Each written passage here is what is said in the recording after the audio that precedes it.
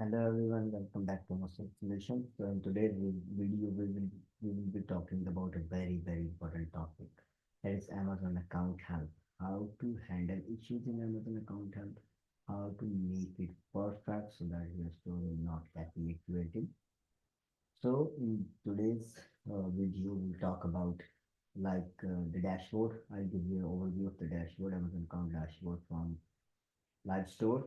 Then I will discuss about some product policy evaluations. Then I will discuss about performance matrices, how to optimize them, and how to handle different type of complaints, inauthentic item condition complaints, and contacting the account health specialists, and what is your SOP to keep your store and your account health clean. So let's go to the dashboard of an Amazon store. Let me give you an overview. Let me share my screen for the dashboard. So,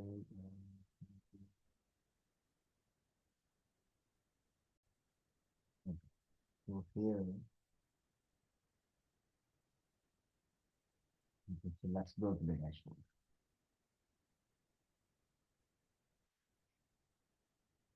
So this is basically account health dashboard. So for this account, we are selling both wholesale and private label brand, and we have sustained account health rating. So that's why we have the option of this account health assurance, and Amazon cannot deactivate our account directly. They discuss with us, they call us, and then they help us resolve issues, and then they can go for deactivation. For example, in this account, previously we were having this complaint, intellectual property complaint from a buyer stating that we are selling, stating that we are selling stating that we are selling this product, and we are saying that this is their brand decor. Decor is their brand, and they were saying that the product should not say decor in title or on the box or everywhere else. So that's why our listings were deactivated, and we submitted an appeal and get them reinstated because we are different structures. We are selling a driver brand. Let me show you the appeals, some of the real live appeals, so that we know how to get it up.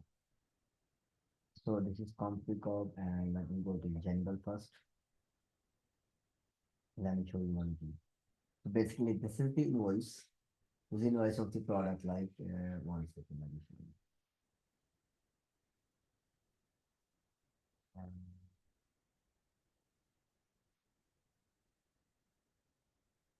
Okay, so what we've done is this is our brand registry document. We submitted this brand registry document. Then we have this invoice. We submitted our invoice. Then afterwards we have submitted this appeal stating, let's say, so what's the issue? So the issue was trademark product detail page complaint, like intellectual property complaint. And why the listing is compliant like this, we told them that why we did not broke the policy. Our title begins with our Mr. brand name, and we only refer the code for compatibility. So that's legal. If you say something like your product is compatible with, let's say, you have an air filter. Your air filter is compatible with the Core Classic, or your air filter is compatible with April air filters. So that's completely legal. You cannot say that you're selling April air filters. You can say we're selling compatible filters with April air. So that's correct. So our product also says a similar that we are selling compatible product with Janibal and Accord. So there was one error which was like this R sign. This R sign means registered trademark. So yeah, so you do not need to put this R sign in your product packaging. Otherwise, Amazon will consider it branded, and your listing will not get reinstated. So we told them, and then we said this is fully aligned with Amazon compatibility with other products policy. Without that, what actions we taken? Updated our packaging and listings, and removed that word R, and removed that any disclaimer stating that it is a durable product or decor product. Then we reviewed all the things for any possible trademark issues. We trained our team to on Amazon trademark and compatibility guidelines, and then supporting documentation is we have submitted trademark registration invoice for our branded product, brand register screenshot, product packaging, and Amazon compatibility policy screenshot. So this is the invoice, and here is our trademark application and like brand registry, and this is our brand. This is the issue. Like this is screenshot from our seller center stating the issue with the product. Then we respectfully request reinstatement of ASIN, removal of complaint, and that's it. So it was very straightforward, very simple, no stories, and we just mentioned the issue, we just mentioned what we did, and that's it. We submitted it, we got our listings reinstated. Let me show you. See this. So this was the ASIN January. Yeah, this one. You see here, so all of our listings are reinstated successfully, and we are back on track. So that's how you handle inauthentic complaints. Let me show you another story, some real examples. Okay, so this one. So this one here, let me check the block reason. Okay, so this was, I guess, blocked many years ago. Let me see. Okay, so this one, let me see when was this deactivated. Okay, so there was another one, this which was like children food and product safety violation on in ASIN.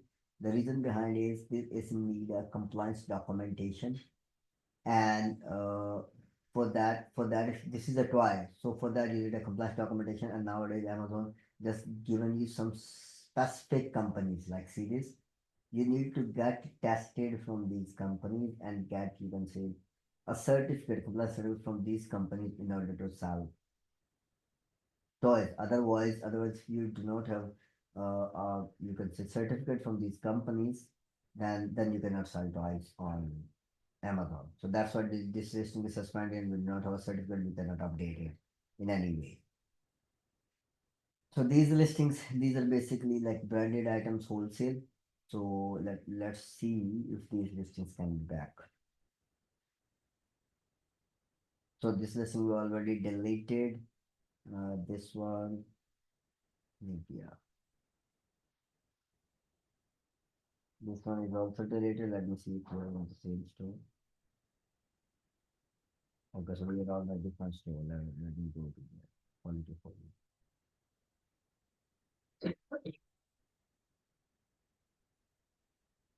Okay, so in this store. Okay, you see here, this is blocked. Let's see. The product has been identified as an unapproved or misbranded product. So it means that you need authorization to sell this, and for that you need some certification or either brand approval. And let's see if it allows us. So it does not allow us to do brand approval. Reason this was suspended many years ago, like 119 days ago. So you are unable to reinstate it. Now you need to act within 90 days. You want any listings to be reinstated. So these are some more violations. So these were the violations we discussed: listing policy violations, food and product safety, that children toy, and restricted product, that brands and other things. Now let's discuss another one. See, this is a new listing which I have created in my private label store. So some products are like they have a very different kind of strategy. These are dangerous goods. So when I listed, it goes into pesticide product and got deactivated. And now they are asking to produce EPA certification, EPA registration, because all pesticides need an EPA registration, meaning an establishment where you are following all the you can say terms and conditions of packing a dangerous good safely. So that's what is called EPA registration. So we have EPA, we have SDS, we have everything because we're selling this dangerous good. It's a pool chemical. So we have submitted the document with Amazon, and hopefully we will get this reinstated soon, and this restricted product policy violation will be removed. So now moving back to our presentation. Back to our presentation, and here you go.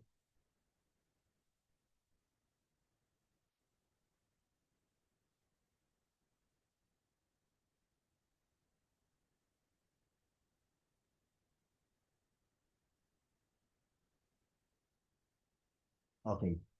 So that was the dashboard overview, and I've also discussed some of the product like type of violations with you and how to handle them, and also shown you some real POAs by which you can really activate your listing. So each PO is different. So what type of violations are we have discussed? Inauthentic item complaints, product condition issues. Inauthentic item means customer says that product is inauthentic. Or if you are reselling a brand, let's say in wholesale, you bought a copy of that brand, like Versace perfume. This is a very common product, which is nowadays sell as a copy from made from China. So this will give you inauthentic item complaint, which is not retrievable. You cannot register the listing. Product condition, you're selling a sold as new product as new item. So that's a condition complaint. You should mention the exact condition of the item. If it's new, it's new. If it's sold as new, then it's sold as new. Restricted product, that's dangerous goods, as I mentioned, that those with the specific certification, those are dangerous goods. And the one is ASIN Deactivations, that could be for several other reasons. You have not placed like correct images, you're listing missing some specific data, height, weight, size. So these can be different. This is very generic as an ASIN deactivation. Like pricing error and like listing data issues, like suspected violation, listing violation, that you have used a brand name and it seems that it matches some like real brand name in Amazon system, and it could get suspended because the brand name is used in a very different way. Like it shows that that brand name is linked to your product. So you need to fix that text in such a way that that brand name will say compatible, and then your listing that suspected intellectual property violation will get removed. So now what you need if you got a violation? So first and foremost, you have few things which you need. We need to collect invoices, supplier information, product photos, and then the POA which I've shown you. Then afterwards you need to submit that application in performance dashboard, like account health dashboard. You just click on it and you select the violation and you submit the documentation. Okay, so I can also show you that how to submit like for example, if there is an inauthentic complaint, so when you will click